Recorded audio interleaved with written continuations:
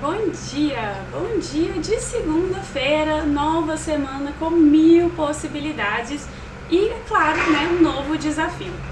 Eu recebi uma mensagem muito especial há alguns dias, acho que tem algumas semanas já, de uma pessoa que eu gosto muito e ela me contou que ela estava com dúvidas sobre como, quando e de que forma delegar tarefas. E aí eu sempre falo aqui que delegar tarefas é um dos passos da organização do seu dia. É realmente uma etapa ali para a sua produtividade e para o seu planejamento. Você não consegue fazer tudo, né? Ninguém consegue. E aí quanto mais você cresce na sua vida, na sua carreira, mais responsabilidades você tem, mais tarefas você tem. E elas vão se tornando também mais complexas. E aí vai impossibilitando realmente essa coisa de fazer tudo. As coisas vão ficando mais difíceis e com mais volume. E aí fica impossível e é claro, né, tudo que é impossível é extremamente cansativo e também muito frustrante. E aí é nesse momento que surge essa necessidade de delegar tarefas, que nada mais é do que dividir as suas funções com outras pessoas na sua equipe. Só que isso gera muitas dúvidas. Como que faz isso? Como que delega?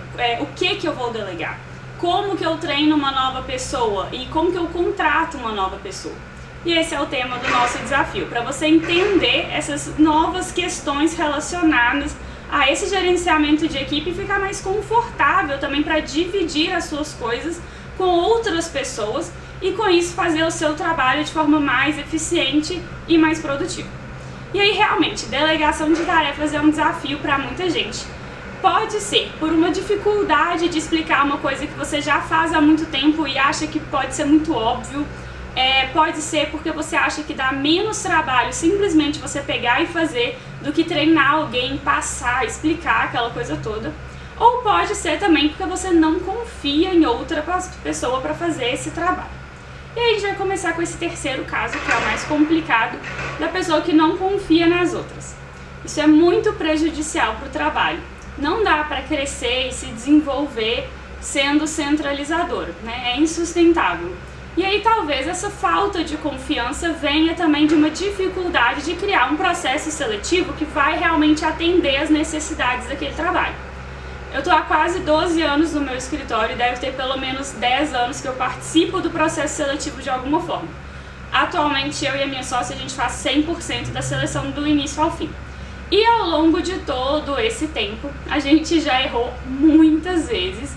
E o melhor foi realmente descobrir os erros e ir ajustando até um modelo que fosse próximo do que a gente precisa hoje e que está dando muito mais certo.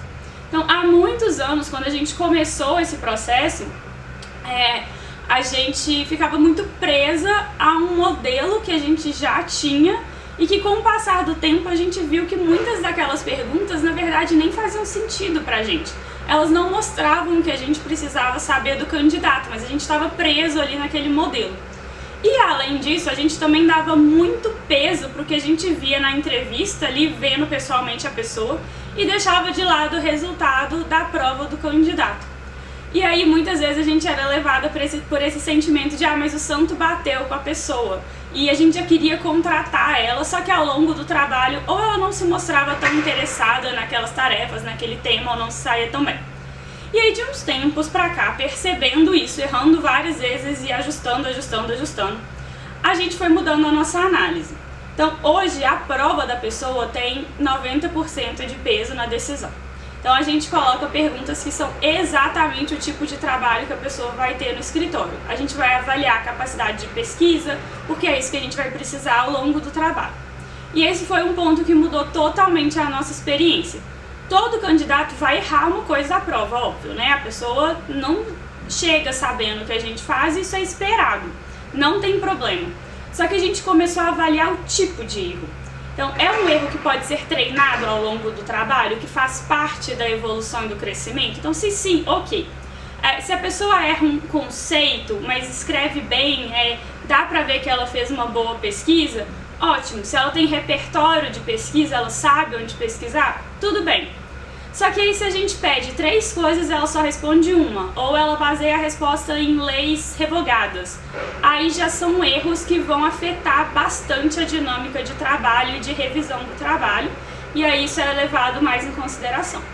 E aí quando a gente faz isso, a qualidade do processo seletivo aumentou muito, porque a gente consegue avaliar o tipo de erro que é possível treinar na pessoa, e a gente já foca isso também no início das atividades dela. A gente já sabe o que esperar do tipo de trabalho dela e onde direcionar o nosso treinamento. E aí quando a gente faz isso, a gente consegue ter mais confiança também na pessoa que chegou. Aí a gente elimina esse terceiro tipo de problema que eu falei lá atrás, que era nunca confiar em ninguém para fazer o trabalho. Agora, em relação aos outros dois problemas, não conseguir explicar tudo que você faz e achar que dá menos trabalho só pegar e fazer. Essas duas coisas estão relacionadas e eu já passei pelas duas. Na verdade, esse era um dos meus maiores erros. Eu colocava na cabeça que a pessoa já ia chegar e nos ajudar e desafogar com a quantidade de trabalho. Só que nunca é assim. Não é assim que funciona, não é isso que eu esperava. Então eu tinha uma expectativa irreal e eu acabava tendo muito mais trabalho no início, porque era ensinar, revisar um trabalho com mais erros, o que era normal, mas eu achava que não.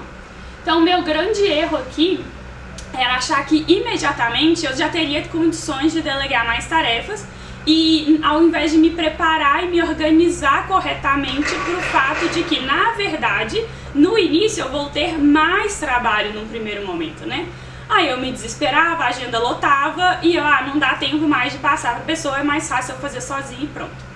Só que aí eu não treinava a pessoa corretamente e ela nunca estava pronta para colaborar com aquele trabalho. E isso frustra a pessoa também, porque tira o engajamento dela com o trabalho, com a equipe, com a função, o que é péssimo e é 100% culpa minha. Aí a correção desses erros fez a gente ter várias equipes muito mais engajadas. E aí a correção foi eu coloquei espaço na agenda para esses treinamentos. O nosso treinamento mudou muito, agora a gente já tem manuais mais esquematizados, então isso ajuda muito. Aí eu passei também a ficar mais perto da equipe no início, corrigindo cada vírgula mesmo, assim, cada coisa, para dar os feedbacks mais completos possíveis naquele início. Então eu perco muito mais tempo nesse início, mas a pessoa aprende muito mais rápido, fica mais preparada e muito mais engajada também. Ela se sente realmente crescendo e evoluindo. Ela sente que ela tem um papel ali e que tá dando certo. Então, no primeiro mês ou nos primeiros 2 meses de uma pessoa nova, você vai gastar muito mais tempo. Vai dar mais trabalho explicar o passo a passo de tudo que você faz. Vai, e não tem como fugir disso, faz parte do trabalho. A gente precisa ter esse esforço a mais nesse período, ultrapassar esse ponto de treinamento para começar a sentir essa diferença na dinâmica do trabalho. Então, o meu erro muitos anos atrás era que eu não conseguia atravessar esse ponto. Era sempre só muito cansativo, muito frustrante, muito mais trabalho e não dava certo. A pessoa se frustrava, saía, eu estava sempre presa naquela rotatividade. Só que agora, ajustando esse processo e o treinamento também, dá para ter equipes mais felizes no trabalho mesmo. Então, eu adoro meu trabalho, eu sou super feliz nele, então eu gosto de passar isso para quem está comigo, porque eu acho que faz muita diferença.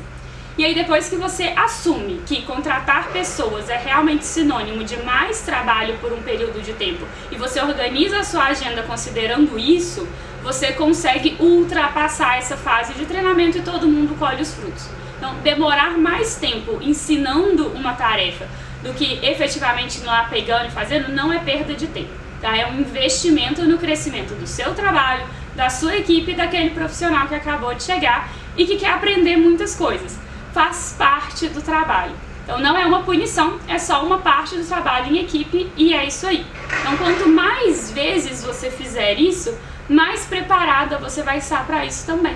Então igual antes a gente demorava muito tempo nesses treinamentos, era uma coisa bem cansativa, só que agora a gente já tem tudo mais esquematizado, vários manuais prontos e ficou muito mais rápido. Então é tudo crescimento seu, do seu trabalho, da sua equipe e do seu gerenciamento.